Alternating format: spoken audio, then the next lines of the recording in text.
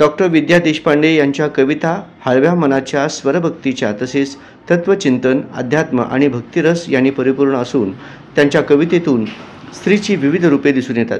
तर वंदना कुलकर्णी यांच्या कविता भावनाशक्तीच्या आणि मनाचा ठाव घेणार आहेत, असे प्रतिपादन राज्य सरकारच्या भाषा सल्लागार समितीचे सदस्य डॉक्टर केशव देशमुख यांनी केले. महाराष्ट्र साहित्य परिषद सोलापूर शाखेच्या वतीने आयोजित केलेल्या डॉक्टर विद्या देशपांडे लिखित वृत्त फुलोरा कविता बांधणीच्या आणि वंदना कुलकर्णी लिखित श्वासांना कळले सारे या 2 काव्यसंग्रहाचे प्रकाशन डॉक्टर देशमुख यांच्या हस्ते झाले.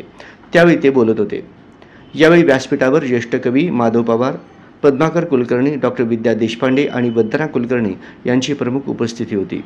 सोलापुरात जे साहित्यिक वातावरण तयार झालं ते वातावरण तसंच राहावं या उद्देशानं या शाखेची स्थापना झाली आणि त्यावेळेला काही मंडळी, साहित्यप्रेमी मंडळींनी ही शाखा सुरू करण्याचा घाट घातला आणि त्यामध्ये कुमार कोठाळे हे अग्रक्रमाने होते. खरं तर असं आपण म्हणतो की महिला खूप शिकलेल्या आहेत, खूप पुढे गेलेल्या आहेत. खूप छान आहे, मला पण खूप चांगलं वाटतं. परंतु महिलांच्यावरती होत असणारे अन्याय म्हणा किंवा जी घुसमट आहे किंवा सासूरवास असेल किंवा सुशिक्षित सासूरवासाचा जो प्रकार आहे तो अजूनही आहे. तो अजूनही स्त्रिया सहन करतात. हे कदाचित जरी कटू असेल तरी सत्य आहे, हे मला म्हणजे स्पष्टपणे मांडणं वाटतं. यावेळी डॉक्टर विद्या देशपांडे यांच्या 2 कवितांचे गायन धनश्री देशपांडे यांनी केले, तर वंदना कुलकर्णी यांच्या 2 कवितांचे वाचन डॉक्टर शिवाजी शिंदे यांनी केले.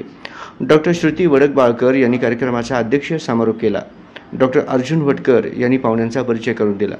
कार्यक्रमाचे सूत्रसंचालन डॉक्टर नेहा जोशी यांनी केले, तर शोभा बोल्ली यांनी आभार मानले.